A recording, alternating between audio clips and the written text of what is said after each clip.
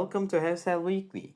In this week's episode, we will discuss the recent meeting between Trump and Putin, during which Trump claimed that Putin was ready to negotiate a ceasefire.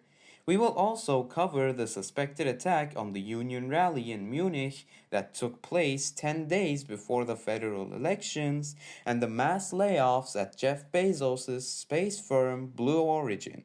So without further ado, let's get started with this week's headlines.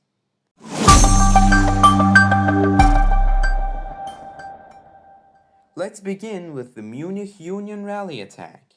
On the 13th of this month, a demonstration organized by the Verdi Union attracted over 1,500 participants to the streets of Munich.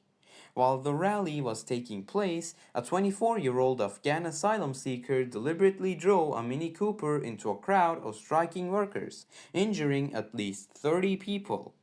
Authorities confirmed that the driver, identified only as Farad N, had a history of petty crimes and had posted radical Islamist content online before the attack.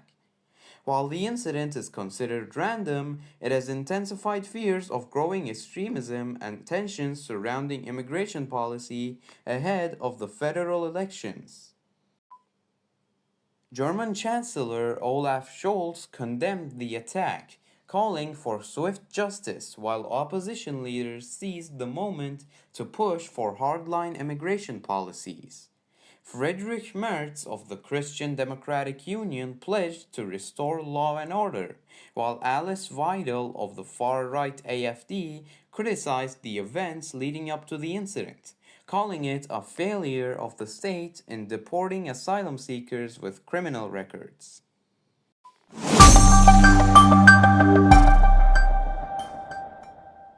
President Donald Trump announced that he and Russian President Vladimir Putin had a lengthy and highly productive phone call, during which they agreed to initiate negotiations aimed at establishing a ceasefire in Ukraine. Trump emphasized the mutual desire to halt the ongoing conflict and mentioned plans for both leaders to visit each other's countries in the future. Following this conversation, Trump spoke with Ukrainian President Volodymyr Zelensky, who expressed support for the peace efforts, stating, "No one wants peace more than Ukraine."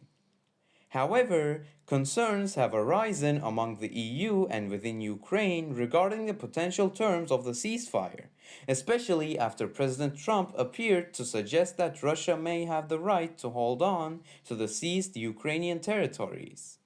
Additionally, U.S. Secretary of Defense Pete Hegseth remarked that returning to Ukraine's pre-2014 borders was an unrealistic objective and that NATO membership for Ukraine was unlikely.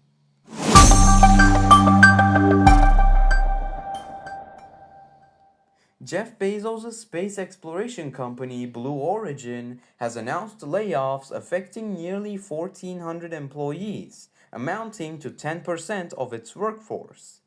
The decision came as the company seeks to streamline operations and redirect resources toward ramping up launches of its New Glenn rocket, which recently completed its first successful test flight after multiple delays. Blue Origin CEO Dave Limp explained to the staff that while the company has made significant progress, its current structure no longer aligns with its goals. The layoffs are part of broader efforts to shift from research-focused projects to scaling production and securing more commercial and government contracts, including plans for a crewless lunar mission later this year.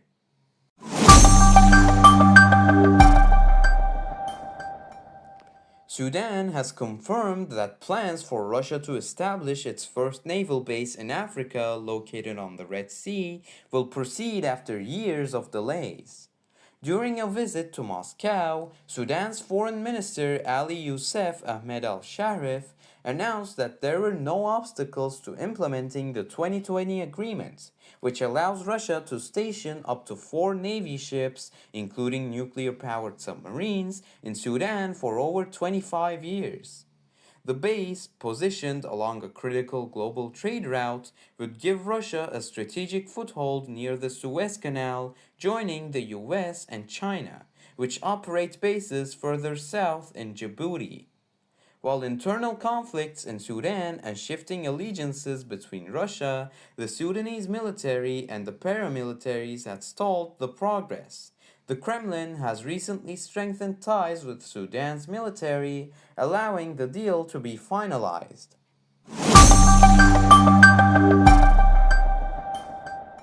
As part of the ongoing ceasefire agreement between Israel and Hamas, a series of prisoner exchanges have been conducted.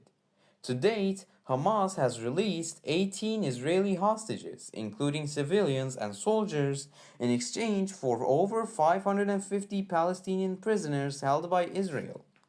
The most recent exchange occurred on February 8, 2025, when 3 Israeli hostages were freed in return for 183 Palestinian prisoners. These exchanges are integral to the ceasefire's first phase, which aims to facilitate the release of a total of 33 Israeli hostages in return for approximately 1,900 Palestinian prisoners over 6 weeks.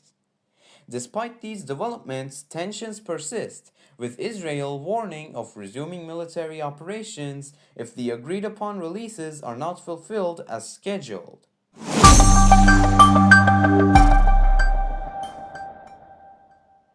Thank you for tuning in to Hefsel Weekly. We will be back next week at the same time with more updates from around the world. Until then, stay informed and take care.